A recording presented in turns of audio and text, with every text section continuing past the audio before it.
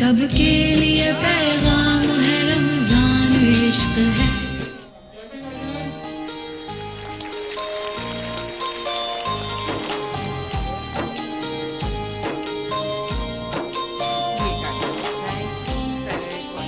خواتین حضرات ایک بار پھر ہمارے ساتھ رہنے کا بہت بہت شکریہ. آپ دیکھ رہے ہیں رمضان عشق ہے ٹرانسمیشن اس وقت لائیو اے ٹی وی اور اے پلس پر. وقت پہ جانے سے پہلے ہم نے جو ہے وہ فرحان بھائی کے ساتھ ہم نے ایک چھوٹا سا سرپرائز کیا. ڈاکٹر صاحب آئیے اور بھابھی آپ بھی آ جائیے ہم تلو کچن میں جا رہے ہیں. جی بھی آ جاؤ. اچھا ابھی یہ سیگمنٹ جو ہم نے سرپرائز رکھا بھابھی کے لیے ایک مائک بھی لے پکڑ لیجیے گا کوئی. ہم جا رہے ہیں تلو کی کچن میں صحت مند زندگی کا دوسرا نام جو اب مل رہا ہے ایک نئے انداز اور منفرد پیکیجنگ میں. السلام علیکم دانش بھائی کیسے ہیں؟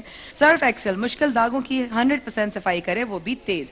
اچھا جو بھی یہ سرف ایکسل لکھتا ہے نا اس کو سرف SURF ہوتا ہے SIRF نہیں ہوتا ہے. صرف ایکسل نہیں ہے it's Surf Excel. Surf Excel کنور اس رمضان افطار میں ہر روز بنائیں کچھ اسپیشل وتھ کنور اور Lemon Max liquid 100% grease removal سخت سے سخت چکنائی کو تیز اور آسانی سے کاٹتا ہے.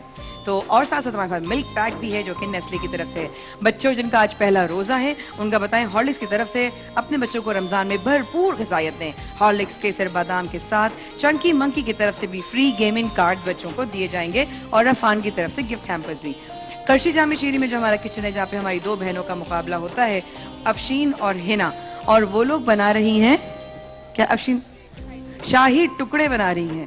شاہی ٹکڑے یہ نام کیا ہے شاہی ٹکڑے بھابھی ویسے مطلب ٹکڑے عجیب سا نام ہے مطلب شاہی ٹکڑے. جب دولت بیچ میں آ جاتی ہے نا تو اس میں ٹکڑے ہو جاتے ہیں. ہائی بھابھی آپ نے بہت گہری بات کر دی یار. میں تو ڈیپتھ میں چلی گئی ہوں ایک دم سے بہت ڈیپتھ چلی گئی. نماز عصر با جماعت ادا کی جا رہی ہے. پروردگار ہم سب کی عبادات کو ہماری نیتوں کو قبول فرمائے. ڈاکٹر صاحبہ آج آپ کیا بنا رہی ہیں اور یہ کتنا ہیلدی ہے اور کیوں ہیلدی ہے؟ آپ کا مائک ہے ہاں اچھا بنا رہے ہیں میکڈونلڈ میکرونی کے. اچھا ٹھیک ہے اور اس کو لبنانی کباب بھی کہا جاتا ہے. ٹھیک ہے اور یہ بہت زیادہ ہیلدی ہے. اس میں ہم نے آلو بھی ڈالے ہیں پپریکا ہے تھائم ہے اور تھائم خاص کر جب ہم استعمال کرتے ہیں کھانے کے لیے تو یہ ہمیں بہت زیادہ فریش اور ینگ رکھتا ہے. اور اس کے ساتھ ساتھ جو ہے اس میں ہم نے قیمہ استعمال کیا ہے. قیمہ مطلب بیف یا مٹن نہیں استعمال کیا. جب آپ کھائیں گے تو آپ کو اندازہ ہو جائے گا کتنے مزے کے. زبردست. اور دانش بھائی کہوں گے دانش بھائی ابھی تو یہیں تھے کیا ہے دانش بھائی کیا بن رہا ہے؟ بوتل کا جن پکوڑوں کے پلیٹر بن رہے ہیں. ایک دن میں بڑی ہو کے پکوڑی بنوں گی بھابھی. روز پکوڑے بنتے ہیں امجد بھائی کے چکر میں. روز ایک پکوڑوں کا پلیٹر بن رہا ہوتا ہے. پکوڑوں کی بات آتی ہے تو مجھے میری خالہ یاد آ جاتی ہے. کتنا بھی دسترخوان افطار کا سجا لو اگر پکوڑے نہ ہوں تو کہتے ہیں افطاری نہیں بنی. بالکل صحیح کہہ رہی ہیں بالکل صحیح کہہ رہی. پکوڑوں کے بغیر افطاری لگتی نہیں ہے. اچھا ایک تو جب بارش ہو اور پکوڑے بنے تو رمضان یاد آتا ہے. دیکھو رمضان کی طرح لگ رہا ہے رمضان کی طرح لگ رہا ہے. جی اب کچھ کہہ رہے تھے سر. اچھا بچوں کی روزہ خوشائی کی طرف بتا دوں. بچے جو ہمارے جن کی روزہ خوشائی ہے گڑیا آج ان کو اکٹھا کیجیے ان کی لائن بنائیے ان کو ہارلکس کی طرف لے کے جائیے. ہارلکس کی طرف سے ان کے لیے بہت سارے انعامات بھی ہیں. اور ہارلکس نے ابھی تک میرا گلاس نہیں بھیجا. کوئی بات نہیں بچوں تم سے بعد میں بات کروں گی. ان کا بھابھی ہم کرتے ہی ہیں روزانہ بچوں کو. ہم نے ایک پیارا سا ایک صوفہ اور ہارلکس کا پورا ایک کارنر بنا ہوتا ہے افطاری سے پہلے.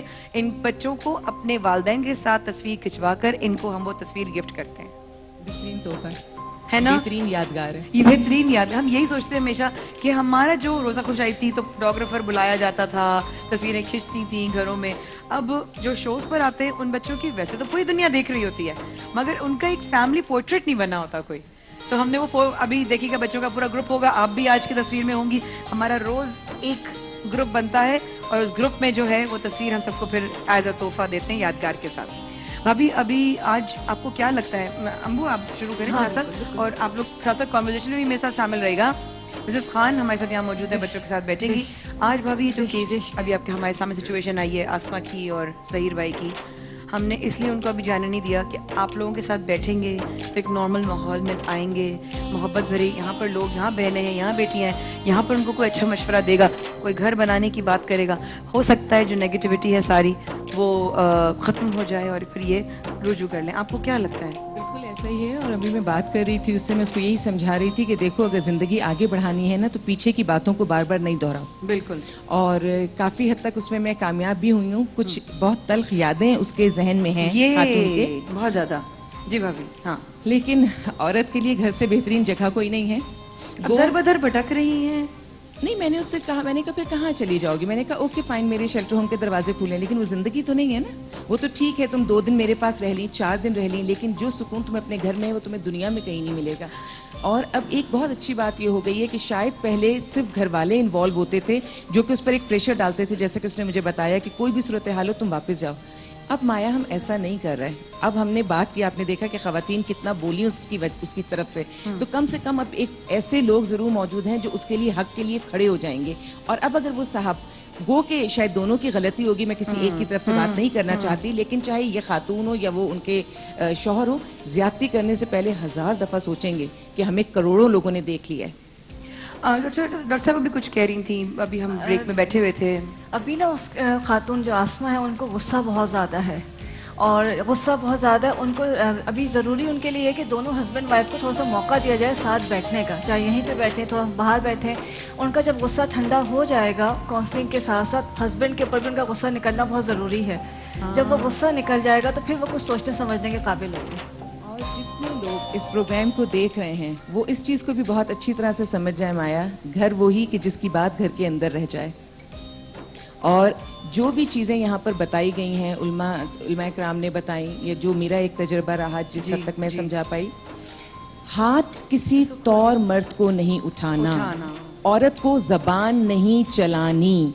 लेकिन जबान चलाने का जो घाव है वो दिल पर जाता है, माफ़ी के बाद शायद किसी हद तक ख़त्म हो जाए, लेकिन अगर आपने मार से किसी का जिस्म ख़त्म कर दिया है फिर वो वापस नहीं आता। तो भाभी उन लोगों को भी तो आप तलकीन कीजिए, वो बहुएं जो सास ससुर पर हाथ उठाती हैं या बदतमीजियां करती हैं या अपने शौहर पर हाथ उठाती हैं। हाथ किसी ने भी नहीं उठाना, ना सास ने बहू पर, ना बहू ने इवन मैं तो ये कहूँगी हाथ तो हमने जानवर पर भी नहीं उठाना।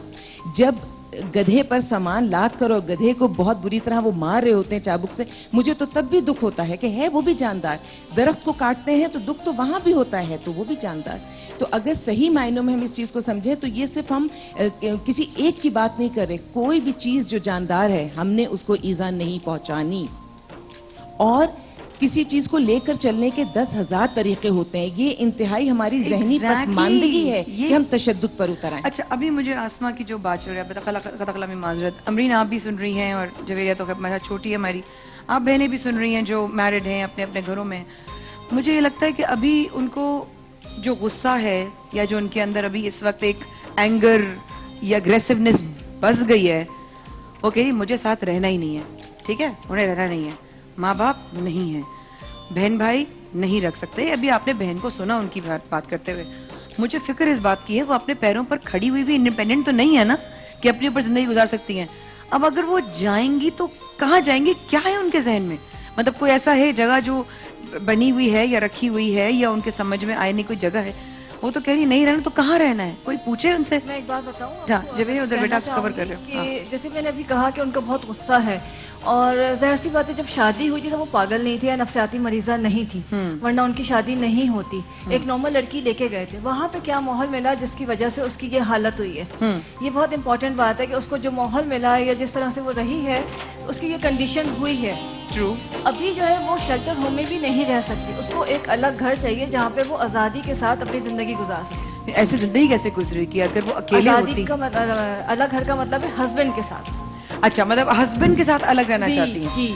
तो इसमें तो कोई अपने घर में ही सजी अच्छी लगती है, औरत की और वो कोई अपने दूसरी घर जगह जाना नहीं चाहती है। हम सुबह से रात भी बहस कर लेंगे या बात कर लेंगे या हम तस्करे कर लेंगे, इख्तिताम यही है कि औरत अपने बच्चों के साथ, अपने शौहर के साथ अपने घर में अच्छी लगेगी। और यही हमारी कोशिश होगी और यही हमारी दुआ होगी कि अल्लाह ताला इस चीज़ को यही मंतकी अंजाम दे कि वो अपने शौहर के साथ जाए और आइंदा कभी ऐसी सूरत हाल ना बने कि उसको किसी तकलीफ में घर से बाहर निकलना पड़े।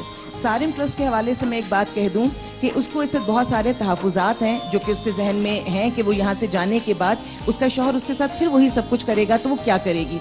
उसके लिए मेरे पास ऑप्शन यही है कि हम कानूनी कार्रवाई करके जो लिखत पढ़त जो प्रॉपर तरीके से होती है, सारिम ट्रस्ट वो सारा काम करके फिर उसको उसके शौहर के साथ भेज देगा। अच्छा, मैं बच्चों की तरफ जाती हूँ यहाँ पे ग्रुप फोटो के साथ साथ। मैं आपकी हम सभी हमारे पास आएंगे तो हम बात कर सकते हैं हमारी आवाम से इस हवाले से, ठीक है? सही है। एक और खातून भी है जो आई हुई है हमारे पास आज आप लोगों के साथ। अब देखिए, होता यही है कि मैं कहती हूँ ये काम जो है ना बंदे के हाथ में नहीं होता।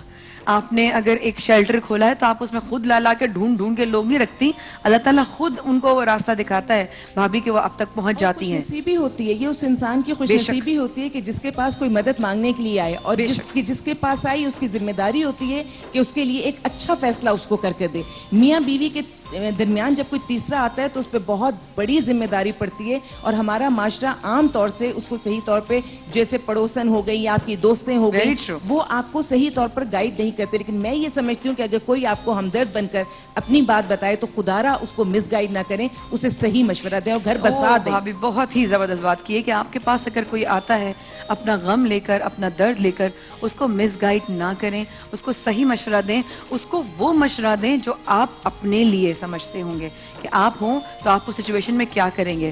دنیا تماشا دیکھنے کے لیے ہے, لیکن اگر وہی دنیا اپنی ہو جائے تو پھر کسی کو کسی چیز کا غم بھی نہ ہو. قدیم آزاد ہم آتے ہیں, ہارلکس کے بچے یہاں پر ہیں, تمام لوگوں سے کہوں گی نماز عصر ہو چکی ہے. ریحان بھائی, فرحان بھائی اور حسان بھائی یہاں پر ہمارے ساتھ موجود ہیں. بھابھی, ڈاکٹر مراحل, جویریہ, مسز خان, ہم سب یہاں پر ایک فیملی پورٹریٹ بنائیں گے ان بچوں کے ساتھ. رمضان عشق ہے ٹرانسمیشن ابھی جاری ہے. آپ لوگوں سے آ کے مشورہ کروں گی کہ اس بہن کو اور اس بچی کو کیسے سمجھا سکتے ہیں. ہمارے ساتھ رہیے گا.